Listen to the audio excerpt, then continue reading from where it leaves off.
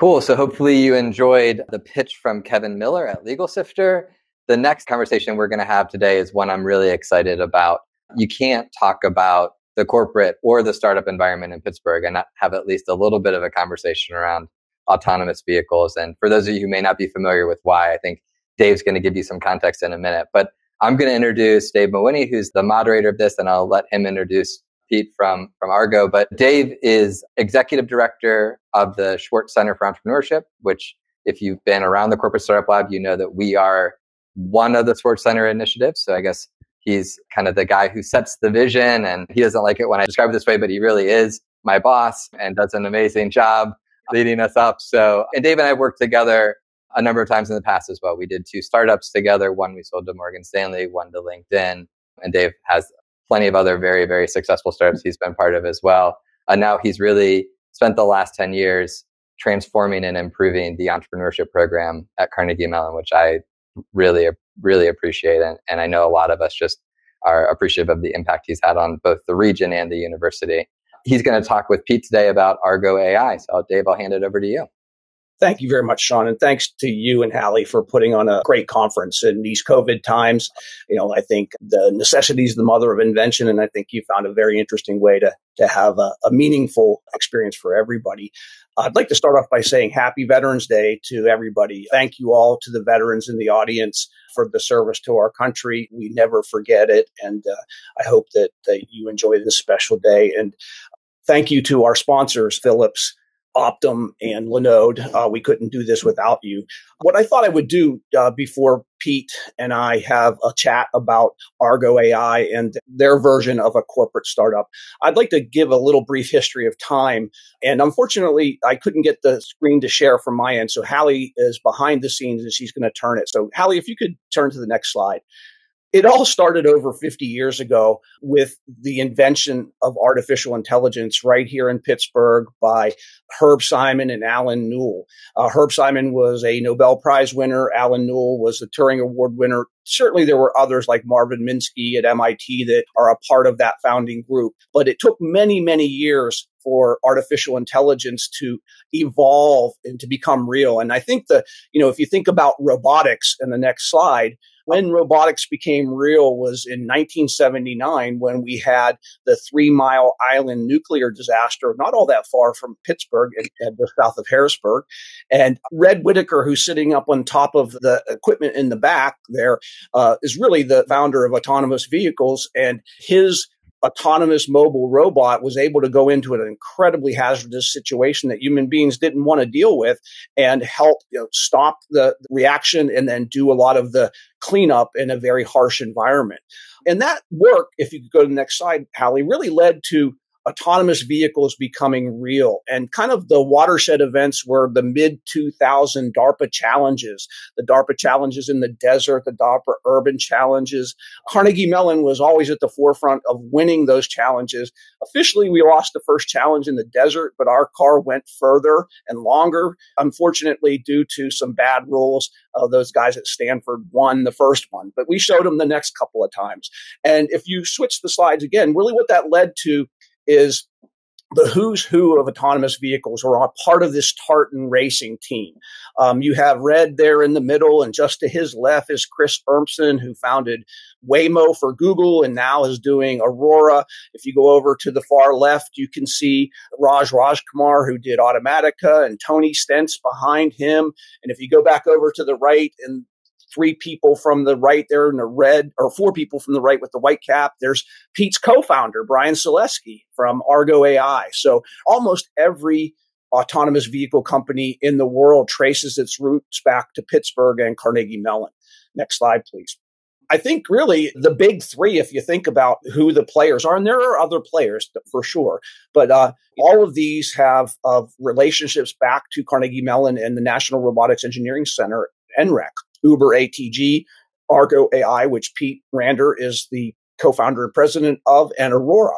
And if you hit the advance here, what that's done is bought over $7 billion of committed capital into the Pittsburgh ecosystem. Surely some of that money is being spent in other parts of the country. Argo AI has other offices in Palo Alto and other places, but it's really made Pittsburgh the center of autonomous vehicles and artificial intelligence. If you go to the next slide, please, Hallie. This is just a picture of our famous Golden Triangle, three rivers coming together. And you can see just all of the large companies and important startups that have put offices here in Pittsburgh and really changed the scene dramatically. And so last slide, wanted to just put this out, the 6 levels of autonomy that there are, because when we talk about the innovation and the advancements that Argo AI are doing, they're really at full level 5. They're really trying to dramatically change the world. And we'll have Pete tell us a little bit about that. But you're probably familiar with different levels that are out there, and it'll be important sort of as a baseline to slot in where some of the other things are. So thank you, Hallie, for sharing those slides. I'll just give you a quick history. It's really my pleasure to introduce Pete Rander, the co-founder and president of Argo AI. Pete got his bachelor's degree at Detroit Mercy and then came to Pittsburgh to get his master's and PhD at Carnegie Mellon and went to work at NREC, which again is where much of this industry spawned from. So thank you, Pete, for joining us today. I'm very excited to have you here. If you could, please, could you tell us a little bit about Argo AI and what your mission is, just to give people a little background on that before we get into the depth of the conversation? You bet. Thank you very much for having me, Dave, and welcome to all of you. I hope you find this interesting. So Argo AI is a self-driving technology company. We're not trying to build the car. We're trying to build the technology that allows the car to drive itself. So we're partnered with 2 OEMs right now, Ford and more recently Volkswagen also. And our job is to, we say our mission is to make transportation safer and more accessible, affordable, convenient for everyone. That's kind of that core statement of what we're really trying to do. So moving it from the technology space, a lot of what Dave recounted, into an actual application space where people say, well, why do I care? That's why we think people care. Over 90% of traffic fatalities and accidents on the roadways each year are caused, at least in part, by human error. And so we have this opportunity to truly make traffic and make driving or walking or biking or generally being on roadways safer for everyone, even if you're not one of the actual users of the technology directly. That's pretty fascinating. And I think you give us a sense of the broader impact that autonomous vehicles will have. In the past 20 years, Pete, you've been right at the center of this development. What are some of the watershed events from your mind that sort of took this from the technology space to the application in use space? Yeah, it's actually interesting. So I actually go back to my earliest days because people don't always remember how long this has been going. The DARPA challenges in the 2000s get a lot of attention.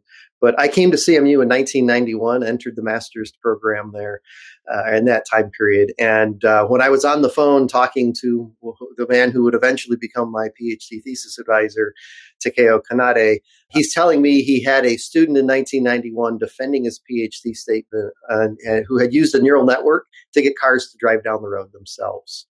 And 1991, and I'm suddenly doing the math going, that's been back since the 80s then that the work was conceived of. And you jump over to Germany and you hear neat things that have been going on then.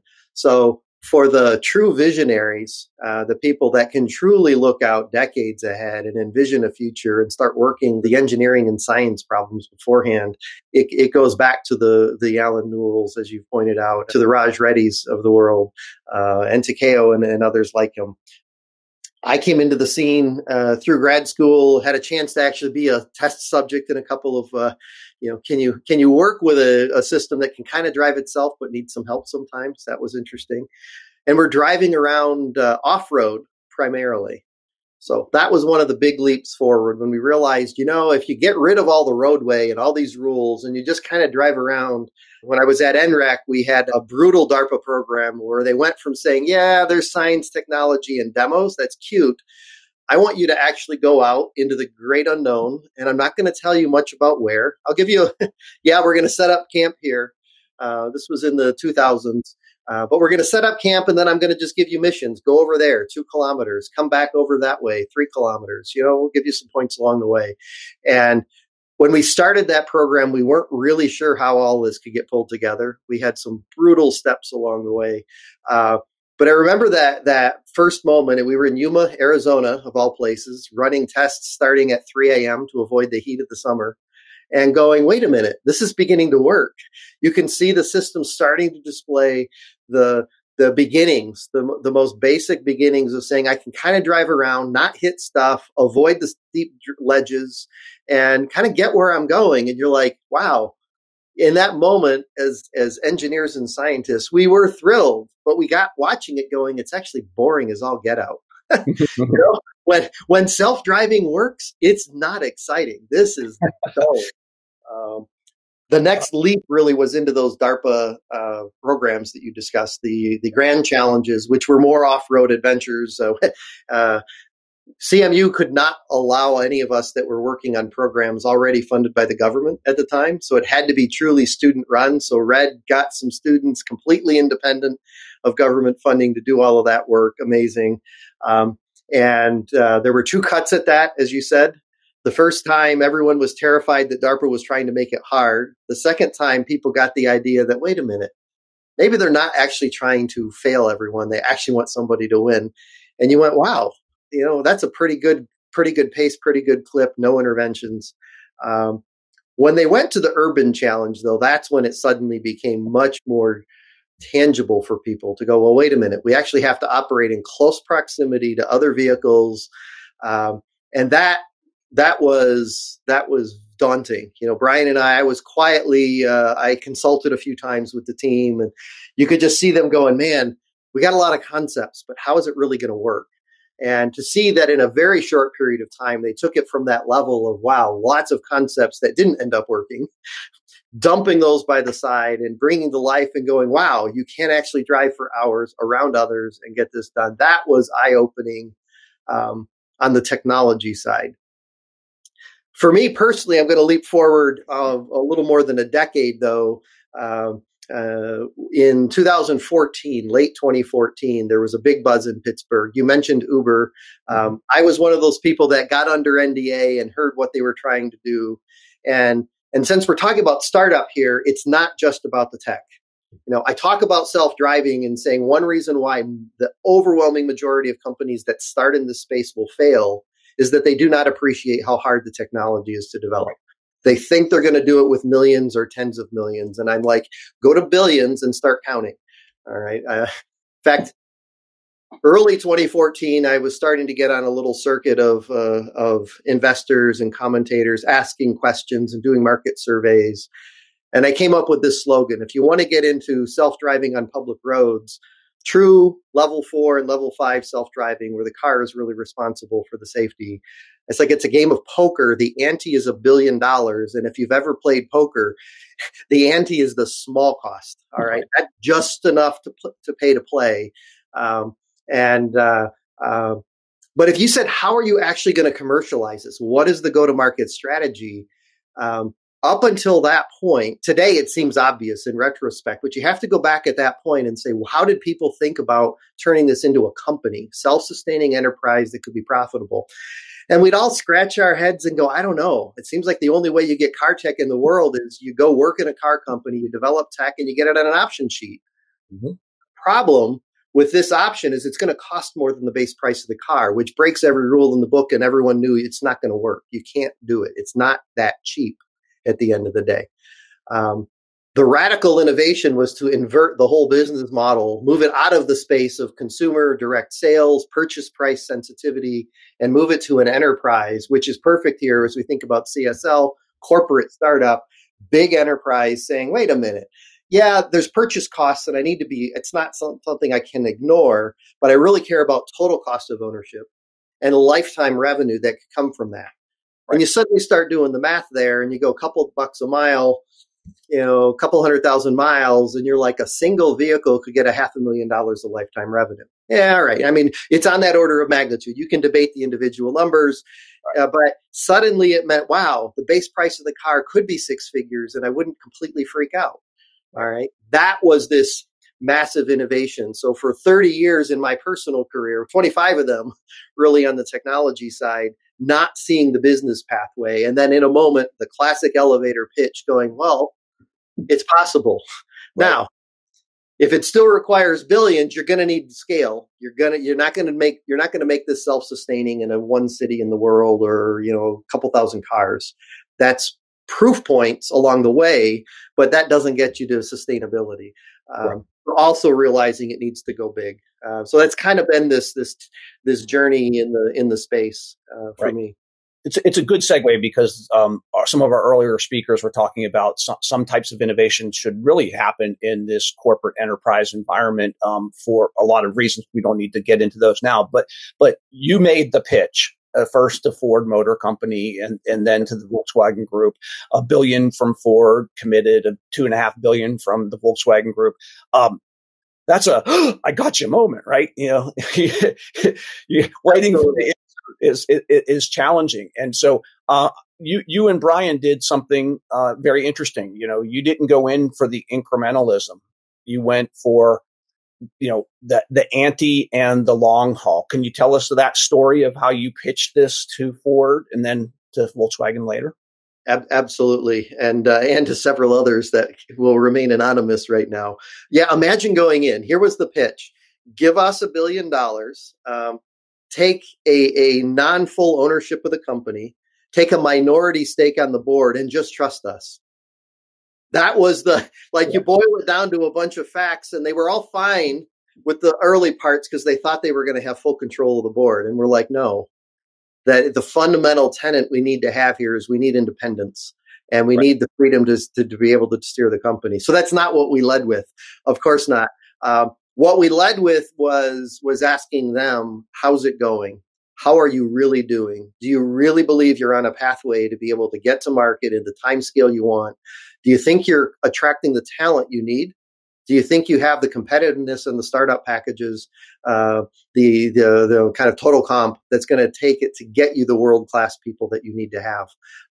Do you think you have the experience at the helm of people who know enough of this space to avoid the first couple hundred dead ends, and long routes, and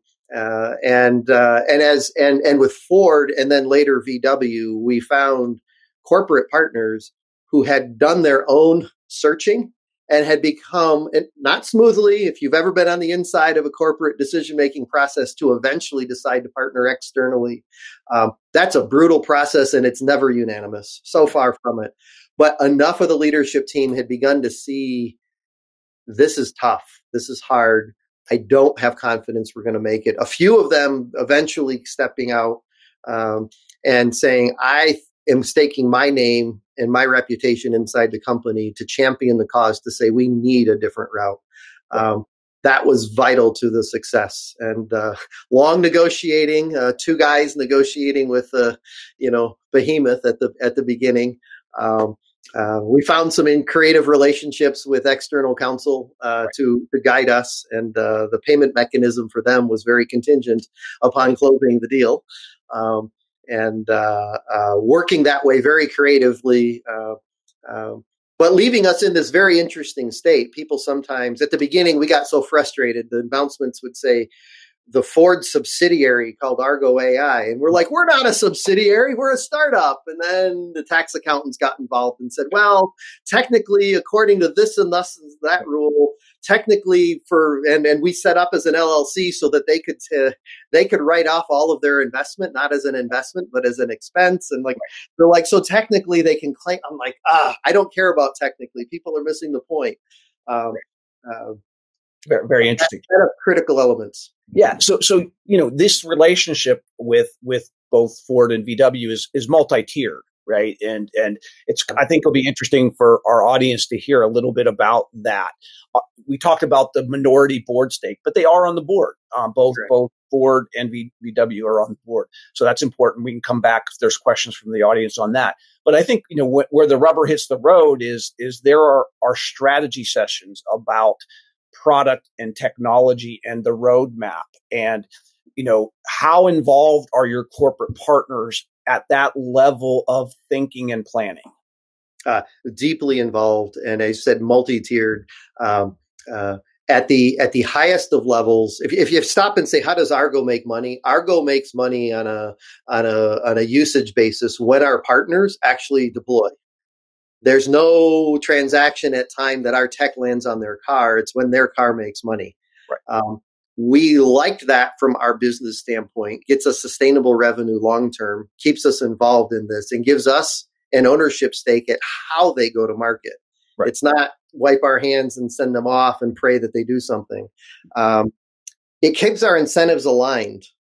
So at that highest level, we are all dead in the water if we don't go to market successfully, right? So that means at the strategic level of Ford Motor Company, they're asking questions like, well, how do we want to go to market? And they're like, well, what does Argo think on this topic? All right. We work our way down operationally day to day. As chief engineer at Ford Motor Company, for example, and we're working very closely with him every day. But it goes deeper than that, deep into engineering teams and product teams, operations teams getting ready, some operating and some things we're getting ready for, who are like, well, how will we actually conduct business? Right. What is going to be a typical day in the life? And so you have at every level of the organization, we have dialogue going on. To that point, are there any shared employees or co-located employees between your company and their companies? Both our OEMs eagerly wanted to put people directly on site that are representing them. We said no. We said we think we need more independence than that. But we set up shop very close to them. So in Dearborn, you can get in your car, drive 5 minutes, and you're actually at any number of Ford buildings. So we're close. We're working collaboratively. We get into the same spaces quite often. But it's also important to say there is a divide. All right, there are different companies involved. That's kind of one of the operating principles here too. Right. Very, very interesting. So ultimately, though, there's this investment relationship and ownership. There's the strategic and planning pieces of it, which are obviously important at massive scale. But in the end, they're really your customers. That's the end game, right? And so their success is your success. And you alluded to the business model being a consumption business model is probably the best way to say it. Can you talk a little bit more about that and what you perceive the benefits to both Argo AI and to your customer Ford and VW would be? Yeah. So the kind of back to the business topic and in terms of the benefits, one of the pitches was you're making an investment. Ford, VW, you're making an investment in Argo. Remember, the more valuable we get, the more value you get. Eventually, that will be translated into credit they'll get in the capital markets for having equity stakes in us. But our revenue, with that shared revenue model, sharing what's coming in, it means we're a little more sensitive to their costs. They're more sensitive to our costs. When you are in it to make a fast buck, you just try to get every dollar you can. You're always on the opposite side of a negotiating table. And it's like, listen, if I get this project done, I made money and I'm out. I don't care if I bankrupted the other guy. Right here, it's like, no. Now we need a sustainable model. And so there's a lot of give and take in the partnership where we set up, obviously, very high-level structural elements that need to be there and critical commercial terms that govern, the main expenses and revenue, how that all gets accounted for. But when you're down in the practice of saying, yes, but the next problem we're facing is something, you're looking at it a lot more together. And we used that technique ourselves, both internal to Argo and in our dialogue.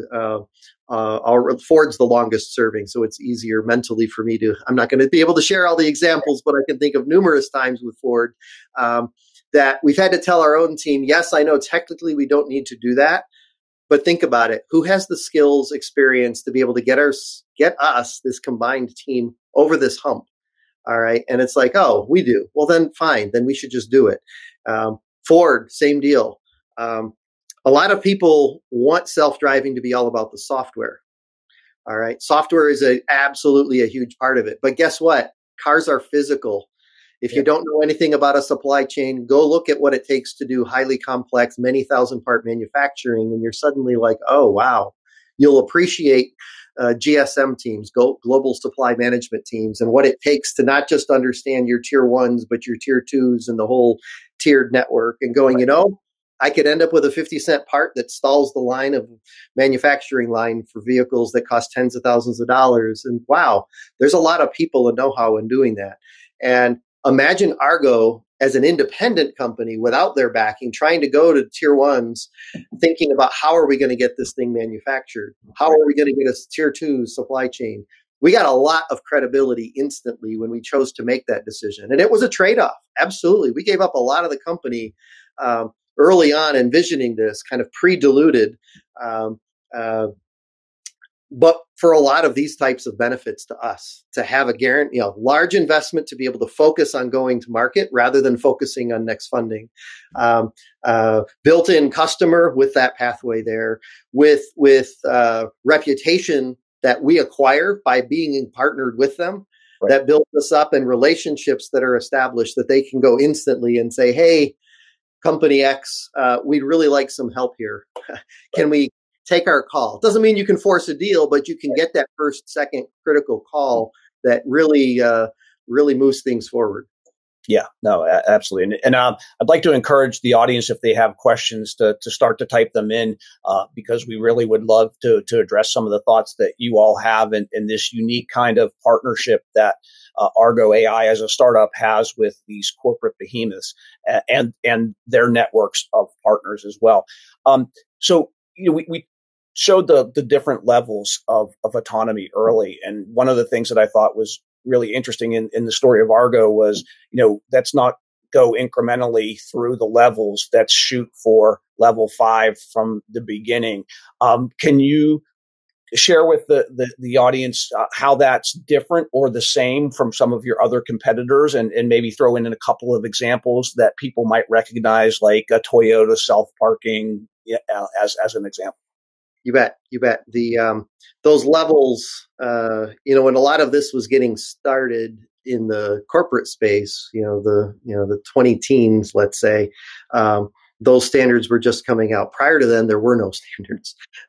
SAE eventually developed this, and officially, if you look very closely at those standards, level 3 and below all ultimately require a human to be there to deal with different kinds of situations. The system, ultimately, I say it's like an assistant, all right, an advisor. Have you ever given advice to anybody? I know many of you are students. You're maybe not the advisors, but at the end of the day, advisors give you advice. They don't guarantee success. When something unexpected happens, it's like, well, when it doesn't work out the way they said, it's like, well, it was your decision. I was giving you what? Advice. That's what a level 1, 2, 3 system is. Examples of that that go from your adaptive cruise control, the basic thing that just might slow your car down if it sees something in lane that's going a little slower than you. Lane keeping, lane centering, lane departure warning, different versions of things that go from alerts to, nudging you back in, to actively keeping you in a nice groove. Doesn't mean that it's going to be there and handle all situations when the paint lines disappear, for example. They're all assistants. If you try to build the technology up through those levels, you're still going to hit this critical level where you suddenly go, the responsibility fundamentally moves from the human being behind the wheel with a safety case developed around ultimately saying, what are the skills, capability, and awareness of a human being, to shifting it when you go to level 4 to saying the car needs to do that. And you're like, that's not an incremental thing. There is a chasm there between 3 and 4. And we fundamentally said, wow, there's a lot of companies in the level 1, 2 space, 2+.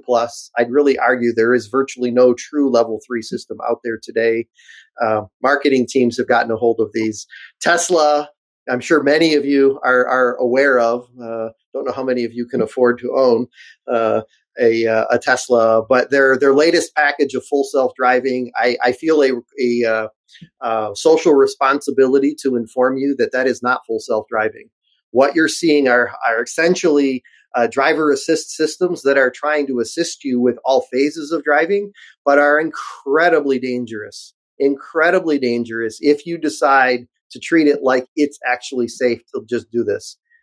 And even prior to FSD, numerous accidents where people ultimately, you can debate the wording, but I say they accidentally killed themselves by ignoring the system, not paying attention to it. Full self-driving is exactly the same way. Though it seems close, my faculty advisor from grad school would regularly say it's very easy to get to an 80 or 90 or 95% solution in this kind of space. The problem is that 95% means that 1 out of 20 traffic lights on your way home, 1 out of 20 red lights, it will think are green. Think about the statistics. If you drive a car on any regular basis, you will end up accidentally in a collision if you allow the system to do that. The critical part then about you're going where Argo is focusing at level 4 and 5, we really, in full clarity, level 5 says the car can go anywhere, do anything at any time on any road. We're saying that's too far. We're backing off to level 4, and that's what we've focused the company on, is to start at the level 4 where you give it particular roadways that you've mapped out or in some other way have made sure that you are confident that the system can drive there and recognizes the environmental conditions that could change on it, in which it's like, oh, I better not drive right now. And by going at that market niche, it's not a niche. Turns out, 7 trillion miles driven every year in U.S. and Europe, 3 trillion in the U.S. alone. There's a lot of miles being driven. That's huge. But nobody is there. Now, Waymo just began to enter commercial service. Just announced that they're moving past the NDA stage with a very select group of people giving them private feedback to, I think, relatively soon. They announced their intentions to allow anybody to get a ride in one city, in the suburbs of one city even. Right. You can see the level of challenge and care here pretty significant. But it means that it's there's one phrase, red water, blue water. I've heard that analogy in certain books. This is blue water. Nobody's eating. There isn't a feeding frenzy going on whereas in level 1 and 2 systems, there's an enormous feeding frenzy. Everybody's trying to, can I undercut you by $10? Can I squeeze in one little better performance here? Highly competitive, very price sensitive. Level 4 and above is a new operating paradigm, and felt like the kind of thing for a long horizon that would be a great long-term success company. Obviously the way that we consume mobility might change in the future with some of the business models that we've seen, like Uber and Lyft, et cetera. But let's just take, for example, I'm an individual and I'm going to buy a car that has level 4 capabilities. How much is it going to change what I pay for that car? Most of the setting, if everyone's with me saying Tesla is really not delivering a level 4 system, right, then everyone else out there right now in the commercial landscape who's talked about their go-to-market has not discussed individual sale. The focus is on these commercial enterprise deployments in ride-hail service or things like that. And that's where the paradigm shift could occur for people who really want to help address a bunch of the inconveniences of getting around dense urban core cities. This is phenomenal. It's like, it can get me there, and I don't have to be worried about the safety of the driver, the person, the Ubers, the Lyfts. Like, do I trust them to take good care of me? Almost always safe. I'm not denigrating this at all, but on a lot of people's sake, whether it's rational or not, it's like getting on an airplane and fearing it might crash. The statistics don't bear out that concern, but for some segment of the population, there's fear of that. Here, it's available. It's also available at any time of day. It hasn't been doing a 16-hour shift trying to make ends meet, and allows you to potentially look at reshaping the way traffic flows in a city. Pretty amazing opportunities. One of the questions that we have from the audience is whether or not you had any dealings or relationships in place with Ford before you entered into discussions about funding Argo AI. I had none. Brian had conducted no business. I think he was aware of them more than I was, but But because of that exposure and kind of network of connections, Brian was able to kind of get a foot in the door, so to speak, to get the first call taken. But no prior established reputation, anything like that. Okay, interesting. That was good, though. The work that you had done at NREC obviously was helpful. And you had mentioned you were with Uber ATG for a while before co-founding. So there was definitely reputational. And Brian had spent several years. Brian was in charge of spent a little time with Google before it became Waymo on the software side. Wasn't convinced they were doing anything other than being a bunch of scientists having fun, and came back to NREC for a bit. Then returned when they got the robotaxi. He couldn't tell me what it was. They called the program Chauffeur, but he returned to run their hardware team, to set it up, run it.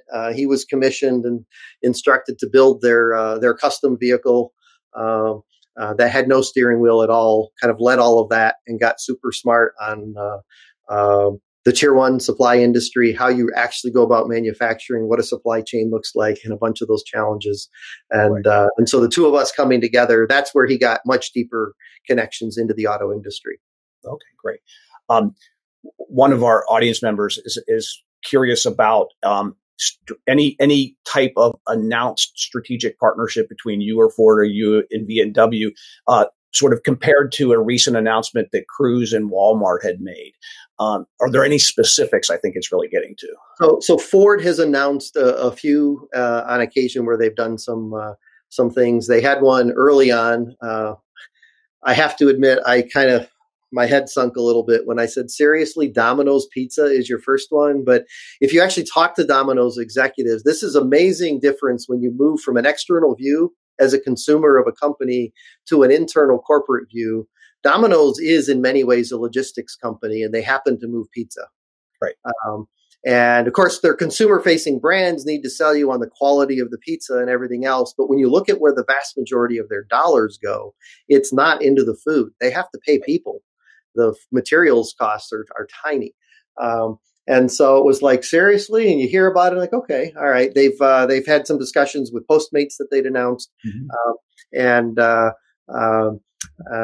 They have had, I'm trying to remember what more they've announced. There are a number of activities going on behind the scenes right now.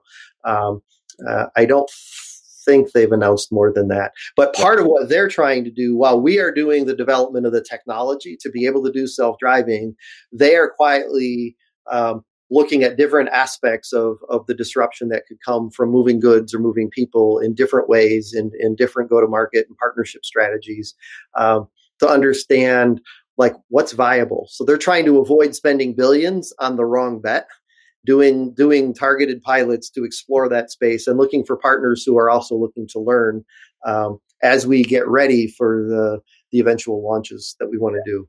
So we're obviously at the pilot stage, and some of them are announced, but maybe months or years in planning before they actually go into pilot. How about those launches? How far are we from some of these launches? Just to give people a sense of timing, right? I mean, it's fun to talk about all this and we can dream it, but the reality of it is that technology is only one of the hurdles we need to overcome. When we made the public announcement of Ford's investment in us in 2017, there were I don't know, probably a majority of investors and reporters in the space who said, my God, you both are so late. Ford is so behind. By 2020, the world is going to be covered in self-driving level 4 plus systems. Guess what? 2020 is coming to an end. The only one that's barely managed to launch is Waymo, and even they're a year or more behind when they said they would. I think the reality now, we wrote a blog post, if any of us are curious, you can find it on the Argo AI website, probably around August of that year in 2017. And we said the problem is so much harder than most people are giving it credit for. It's going to take a long time. Ford's talked about 2022 as launch timing. A lot of companies that had been in the before 2020 have switched their tune this year, seeing it's not going to happen. And many, like Cruise, there's been a little burst of activity recently. But if you decode everything that they've been saying, they no longer talk about timelines. They won't put timelines out there. What's that telling you? either they've decided timeline is so critical and competitive that they now have to keep it secret, or, oh my God, it's a pretty hard problem and maybe we're not quite sure about it. So we may actually be one of the few companies still standing with a dedicated timeline to get out there. Very interesting. Yeah. We just happen at launch, by the way. Let me just add one quick point. What will happen at launch? Does that mean there are 1 million cars every year getting pumped out of Ford Motor Company that are self-driving? Probably not. All right. Let's think about this as a launch and grow kind of marketplace. Makes sense. Makes a lot of sense. We have just a couple of minutes left at this point, and so maybe a good wrap up, Pete, would be what are some lessons learned that you found? You're on the startup side of this corporate startup partnership, but what are some lessons learned to be successful? What things might you do differently, do better going forward based upon what you've learned? Lots of times that you wonder, have I done the right thing? From our standpoint, what were some of the big wins? Getting large capital investment and being willing to give up a large chunk of our company for a result has proved to be incredibly valuable. Would definitely do that again. Investing in people, I think we did a great job on the tech side. We said we wanted to do a good job at the business functions. It took us a little while to fully make that happen. Mm-hmm.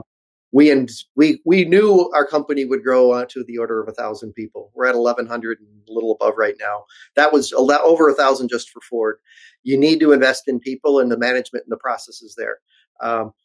We did a lot. We got a lot of that right. There were still places that I wish we had gone further sooner and admitted it and revisited. You're not going to get it perfect the first time, but probably our biggest mistake at certain times was getting something that seemed to be good enough and working well, and not planning the loop to come back around and go, well, that was good enough for 50 or 100 people, which looked great when you're 5 or 10, but it's breaking down at 500. Right. And very, very important part of this. If your company is not growing that big, you got to be careful not to get yourself too big. Right. Obviously, you guys, I'm sure, have heard all about that. Did you get some advice from your partners on setting up those people scaling processes, right? You mentioned going from 50 to 500, 500 to 1,100. Were they helpful in that, or did you have to reach out to consultants and figure it out? We've had a lot of experience ourselves going through it. So we didn't need external consultants, and it was through a lot of what we did, what we hired, and some oversight from the OEMs, predominantly Ford, since most of the growth has been there, but more recently getting some of that from VW now also. They have big systems. What was very helpful with them was not to say no, but to say, let me step back from your processes and learn your fundamentals. Why do you do what you do? Right. That was some of the most valuable places to uncover pitfalls that we needed to create a custom solution for, but to learn what pitfalls to watch out for, that was invaluable. Well, we've come to the end of our time, Pete, and thank you so much. This was really, really interesting. I think the partnerships that you formed are very unique and a lot to learn. So hopefully our community will be able to interact with Argo AI and your leadership team over time and learn more lessons. Thank you very much. All right. Thank you, Dave. Thank you, everyone. Bye-bye. Bye.